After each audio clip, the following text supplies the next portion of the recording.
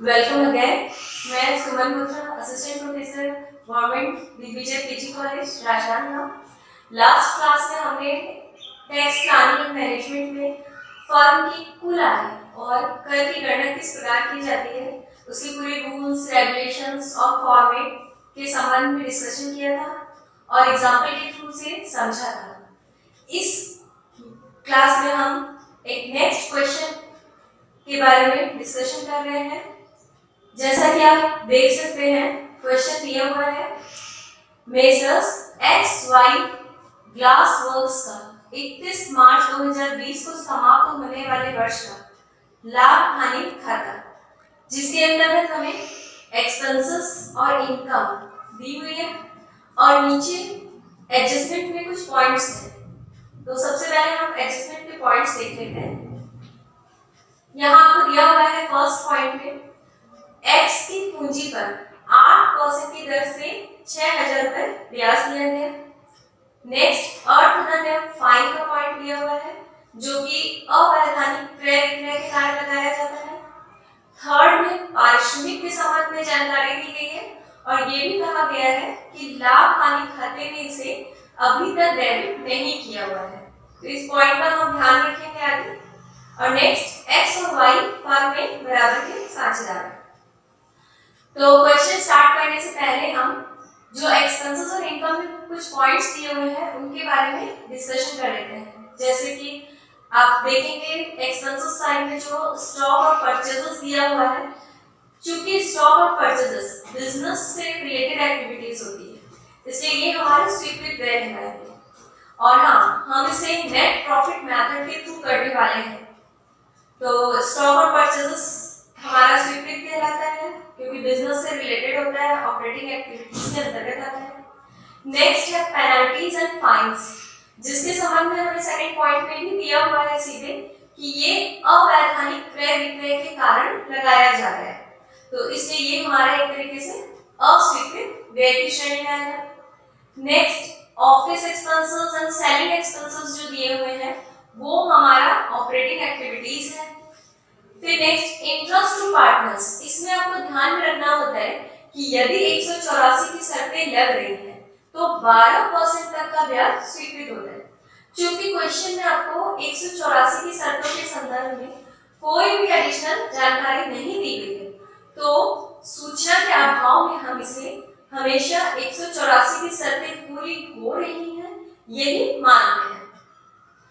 अब देख रहे हैं हमें 12% तो नीचे एडिशनल में दिया हुआ है कि ये ब्याज जो है वो 8% से स्वीकृत है, इसलिए हम इसे पूरी तरीके से स्वीकृत मानते हैं। 12% से कम है इसलिए इसे स्वीकृत मानेंगे। फिर हम आय पक्ष में देखते हैं विक्रय और स्टॉक, ये तो चूंकि हमारा बिजनेस से रिलेटेड है, ऑपरेटिंग एक्टिविटीज का और लाभ हानि खाते का ही पॉइंट्स है, इसलिए ये हमारा स्वीकृत है। नेक्स्ट दिया है मकान संपत्ति का किराया। आपको ध्यान में होगा जो मकान संपत्ति का किराया होता है वो मकान संपत्ति से आय के अंतर्गत कर योग्य होता है, इसलिए हम इसे यहाँ एडजस्टमेंट में माइनस कर देंगे। ठीक, अब हम स्टार्ट करते हैं अपना क्वेश्चन का सॉल्यूशन। तो देखिए, computation of total income of firm for the sustaining year 2020 and 21। चूंकि हम इसे नेट, दो मेथड होते हैं क्वेश्चन करने के, नेट प्रॉफिट और दूसरा होता है ग्रॉस। तो इस क्वेश्चन में हम नेट प्रॉफिट मेथड के थ्रू करते हैं। तो सबसे ऊपर हम देखेगा net profit as per P&L account, जैसा कि नेट प्रॉफिट क्वेश्चन में दिया हुआ है 1,28,000 रुपए। फिर हम इसमें प्लस करते हैं इनएडमिसिबल एक्सपेंसेस, मींस अस्वीकृत व्यय। तो आपको व्यय पक्ष में देखते जाना है कि कौन से ऐसे व्यय हैं जो कि अस्वीकृत कहलाते हैं। तो हमें शुरू से देखना है, स्टॉक और परचेजेस स्वीकृत हुए, पेनल्टीज एंड फाइन्स अस्वीकृत है, इसलिए हमने यहाँ पे पेनल्टीज एंड फाइन्स लिख दिया। फिर ब्याज, ब्याज जो कि 8% तक का ही है, इसलिए हम यहाँ पे शामिल इसको नहीं करते हैं। और हाँ, साझेदारों का पारिश्रमिक ये भी आता है, लेकिन हमारे नीचे जो थर्ड पॉइंट्स दिया हुआ है उसमें आपको दिया है कि जो पारिश्रमिक है उनका उसे अभी तक लाभ हानि खाते में डेबिट नहीं किया हुआ है और हमारा लाभ हानि खाता आते हैं उसकी राशि की प्रदर्शन नहीं है, तो हमने यहाँ पे इसको नहीं दिया। फिर हम क्या करते हैं, 1,28,000 और 59,000 रुपए दोनों को प्लस कर देते हैं, तो ये हमारी राशि आती है 1,87,000। एक्सपेंसेस साइड में हमारे पॉइंट्स हुए। फिर हम आते हैं इनकम साइड। इनकम में हमारा सेल्स और स्टॉक जो दिया हुआ है वो चूंकि बिजनेस से रिलेटेड है इसलिए हम उसको वहां नहीं लेते, लेकिन मकान संपत्ति का जो किराया है वो अन्य साधनों से आय के अंतर्गत आने के कारण इसे हम माइनस करते हैं रेंट फ्रॉम हाउस प्रॉपर्टी। पूरा 12,000 रुपए की राशि को हम इसमें से माइनस किए, तो ये हमारी राशि आ गई 1,75,000 रुपए।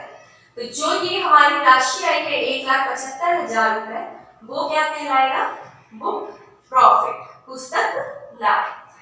जैसा कि लास्ट वीडियो में हमने पार्टनर्स के रेम्यूनरेशन को किस प्रकार फाइंड किया जाता है वो सीखा था, तो सेम फॉर्मेट में हम यहाँ पार्टनर्स के रेम्यूनरेशन को फाइंड करते हैं।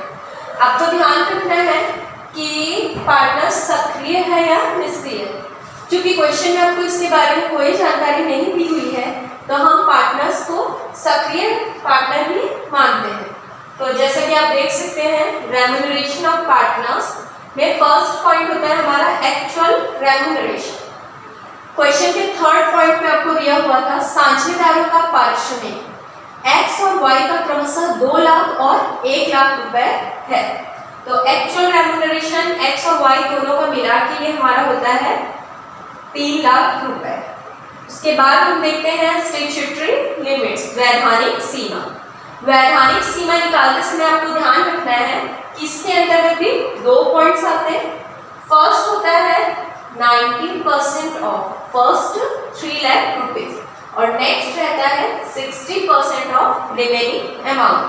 तो यहाँ पे आपको देखना है बुक प्रॉफिट जो दिया हुआ है वो है 1,75,000।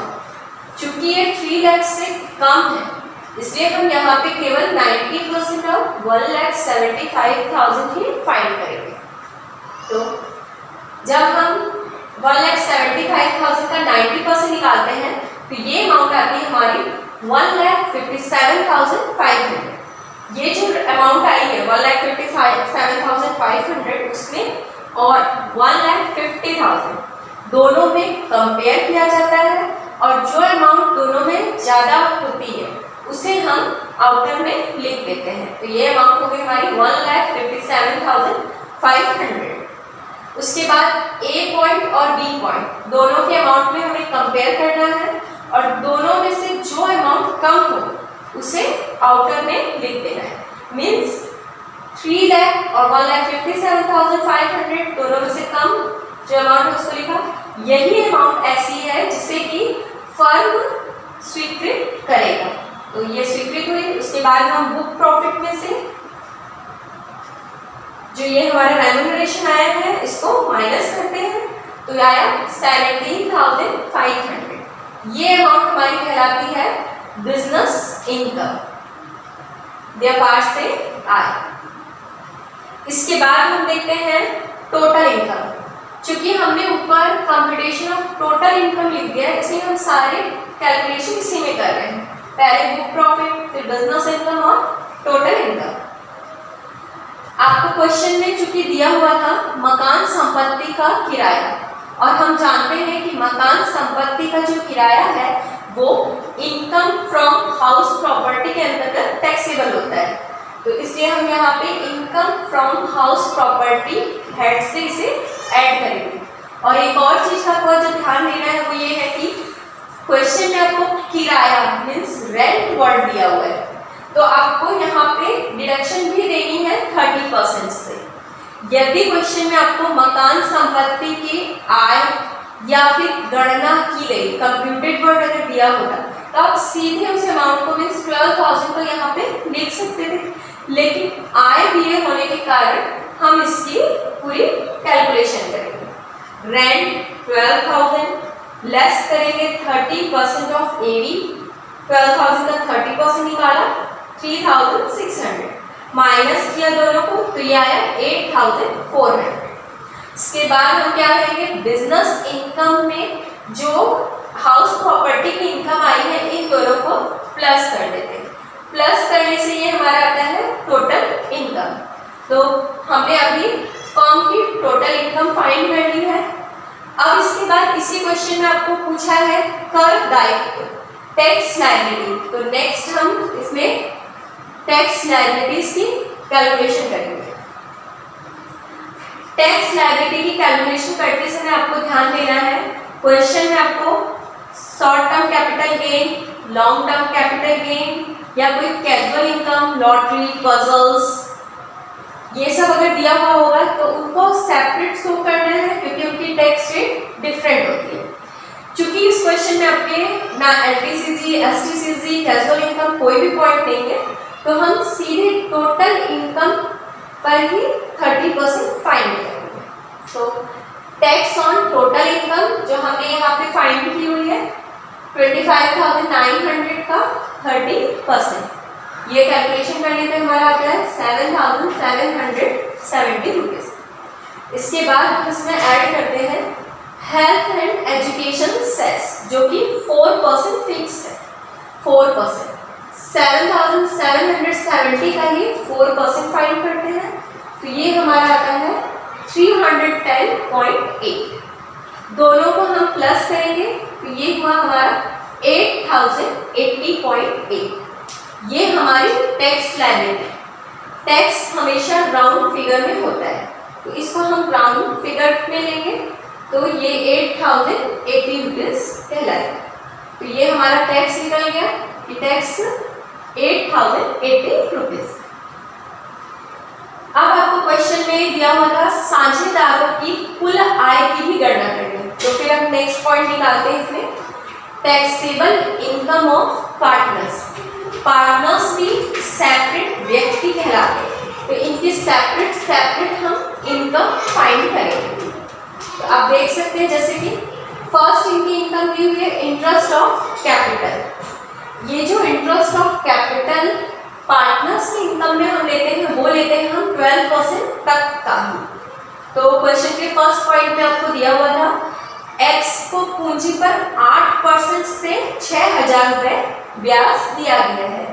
तो चूंकि 8% ही है तो हमने पूरा इंटरेस्ट एक्स का मान के ले लिया, वाई की कोई अमाउंट भी नहीं है तो वाई का ले। Next remuneration. अब इस क्वेश्चन में स्पेशली आपको रेम्यूनरेशन की कैलकुलेशन को ध्यान देना है। अब आपको ये देखना है कि उनका जो एक्चुअल रेम्यूनरेशन है, एक्चुअल रेम्यूनरेशन और जो रेम्यूनरेशन यहाँ पे स्वीकृत हुआ है वो दोनों अमाउंट क्या सेम है। यदि सेम होगी तो आपके लिए कोई डाउटफुल क्वेश्चन नहीं होगा, लेकिन अगर ये डिफर हुई, जैसा कि आप इस क्वेश्चन में देख सकते हैं दोनों डिफर है, तो आपको थोड़ा वर्किंग नोट भी करना होगा। जैसे यहाँ दिया है आपको 3 लाख जबकि स्वीकृत दिया है 1,57,500। तो इसलिए जो हम यहाँ पे पार्टनर्स की इनकम भी लिखेंगे वो हमारी आनी चाहिए 1,57,500। लेकिन ये रेम्यूनरेशन तो चूंकि एक्स और वाई दोनों का है, तो अब हमें इन दोनों में ये अमाउंट डिस्ट्रीब्यूट करनी है। तो जो इनका डिस्ट्रीब्यूशन का रेशियो बनता है वो बनता है इनका एक्चुअल रेम्यूनरेशन का ही रेशियो। आपको क्वेश्चन में एक्चुअल रेम्यूनरेशन दिया हुआ था 2 lakh and 1 lakh, so the ratio will be 2:1। Means जो अमाउंट स्वीकृत हुई है उसे आपको 2:1 में डिस्ट्रीब्यूट कर देना। 1 लाख तो आप देख सकते हैं एक्स एंड वाई। एक्स की जब हमने कैलकुलेशन की तो 1,57,500 इंटू 2/3, तो ये आया हमारा 1,05,000। इस अमाउंट को हमने रेम्यूनरेशन एक्स का लिखा। सेम वाई के लिए कैलकुलेशन कर रहे हैं हम 1,57,500 इंटू 1/3, तो ये हमारा आता है 52,500। ये अमाउंट हमने वाई में लिख दिया और इन दोनों को हमने प्लस कर दिया, इंटरेस्ट और रेम्यूनरेशन के अमाउंट को प्लस किया, तो ये हमारा आया 1,11,000 एक्स की इनकम और 52,500 वाई की टोटल इनकम। रेम्यूनरेशन जो है पार्टनर का बावजूद भी यहाँ हम जब इनकम लेते हैं तो वो 1,57,500 की ही लेते हैं, क्योंकि इसके अलावा जो इनकम है उस पर फर्म खुद टैक्स दे रहा है।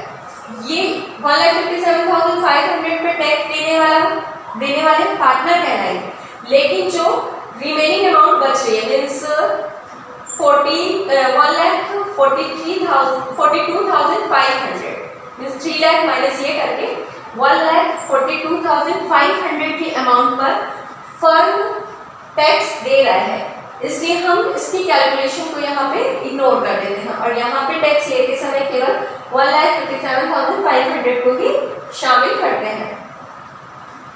ओके, ये क्वेश्चन कंप्लीट। अब नेक्स्ट क्वेश्चन को हम नेक्स्ट वीडियो में देखेंगे। Thank you.